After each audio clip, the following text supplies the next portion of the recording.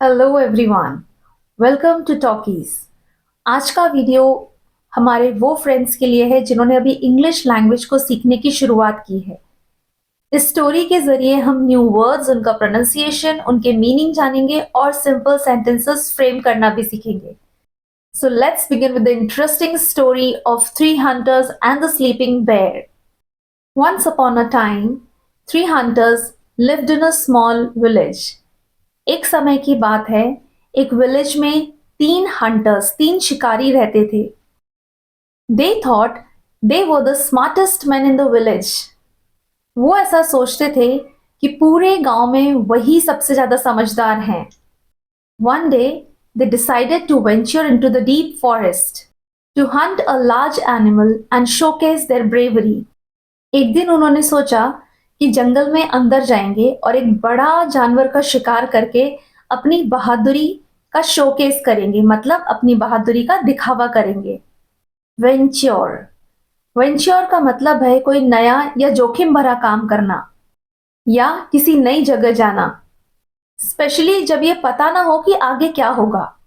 A young boy, Somesh, who was very curious but not as strong as them, wanted to join. Somesh जो बहुत curious था, जिज्ञासु था, वो उनकी तरह स्ट्रॉन्ग तो नहीं था, उतना ताकत वाला तो नहीं था, फिर भी वो उन्हें ज्वाइन करना चाहता था जंगल की ट्रिप पे जाने के लिए। क्यूरियस क्यूरियस मतलब जिज्ञासु, कुछ जानने की इच्छा रखना। The hunters mocked at him and said, "You are too weak, but if you carry our supplies, you may come along."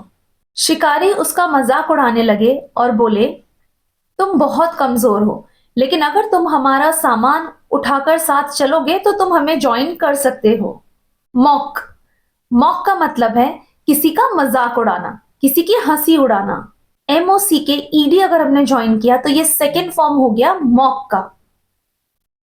After walking for hours, they stumbled upon a massive bear sleeping under a tree. कई घंटों तक चलने के बाद वो अचानक एक भालू से टकरा गए जो पेड़ के नीचे सो रहा था। स्टम्बल स्टम्बल मतलब चलते या दौड़ते समय ठोकर खाना। स्टम्बल्ड ईडी ऐड करने के बाद ये इसका सेकेंड फॉर्म हो जाता है। Stumble main verb, stumbled second form या past form. The first hunter said, let's wake it up and show how brave we are. पहले हंटर ने कहा कि हम इसे जगा देते हैं और उसे दिखाते हैं कि हम कितने ब्रेव हैं, कितने बहादुर हैं। The second one said, yes, we will frighten it and make it run away. दूसरा बोला, हाँ ऐसा ही करते हैं, इसे डरा देते हैं और इसको यहां से भगाते हैं। The third hunter said, no, we should pelt it with stones and make it fight us. तीसरे हंटर ने कहा, नहीं, हम इस पे पत्थर फेंक कर मारते हैं ताकि ये हमसे लड़ने आए। पेल्ट पेल्ट मतलब किसी वस्तु से किसी पर वार करना। जैसे इसमें ये हंटर्स पत्थर से बेयर, भालू पर वार करना चाहते थे।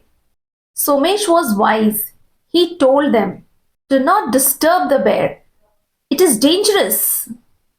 सोमेश क्योंकि वो बहुत समझदार था, उसने बाकी हंटर्स से कहा, ऐसा मत करो, उसे डिस्टर्ब मत करो, ये डेंजरस हो सकता है, खतरनाक हो सकता है।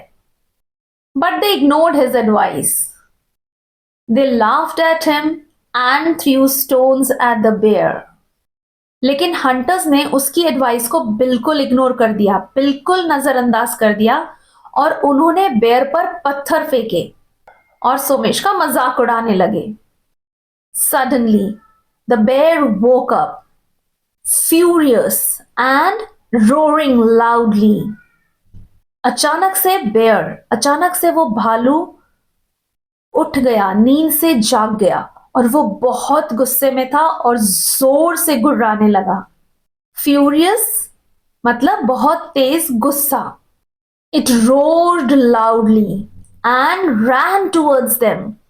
वो जोर से गुर्राया और उनकी तरफ दौड़ा। The hunters were terrified and ran as fast as they could. Hunters शिकारी डर गए और जितना जोर से वो दौड़ सकते थे वहां से दौड़े. Somesh quickly climbed the tree and stayed safe. Somesh जल्दी से पेड़ पर चढ़ गया और वहां पे वो सुरक्षित था. The bear, instead of going back, followed the hunters and entered the village. भालू जंगल में जाने की जगह हंटर्स के पीछे दौड़ने लगा और विलेज में और गांव में घुस गया. यहां फॉलो का मतलब है पीछा करना. The villagers, terrified, screamed for help.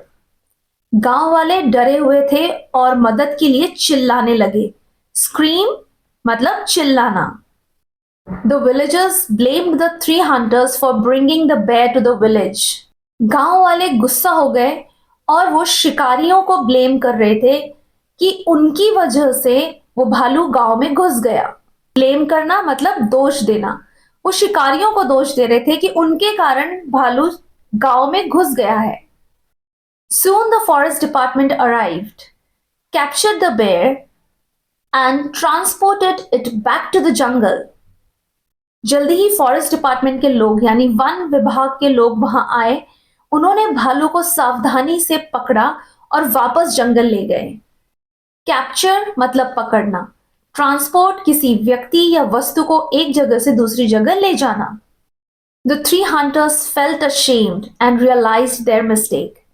तीनों शिकारियों को अपनी गलती का एहसास हो गया और उन्हें अपने आप पर शर्म आ रही थी. Meanwhile, Somesh, who had been sensible from the start, returned home safely, proving that wisdom is far more valuable than reckless bravery. वहीं सोमेश जो शुरू से ही समझदार था, सुरक्षित घर लौट आया और उसने ये साबित कर दिया कि बिना सोचे समझे बहादुरी दिखाने से ज्यादा अच्छा है समझदारी. रेकलेस मतलब अपने एक्शंस के बारे में चिंता ना करना कि उसका रिजल्ट क्या होगा, सही या गलत. Moral of the story is being smart is better than being foolishly brave. मूर्खतापूर्ण साहस से कहीं बेहतर है समझदार होना. I hope you enjoyed the story. आपको ये स्टोरी पसंद आई होगी. Now let's read the story with fluency. ये स्टोरी को हम फिर से एक बार रीड करते हैं एक साथ. Once upon a time, three hunters lived in a village. They thought they were the smartest men in the village. One day, they decided to venture deep into the forest to hunt a large animal and showcase their bravery. A young boy, Somesh, who was curious but not as strong as them, wanted to join. The hunters mocked him and said, "You are too weak, but if you carry our supplies, you may come along." After walking for hours, they stumbled upon a massive bear sleeping under a tree. The first hunter said, "Let's wake it up and show how brave we are."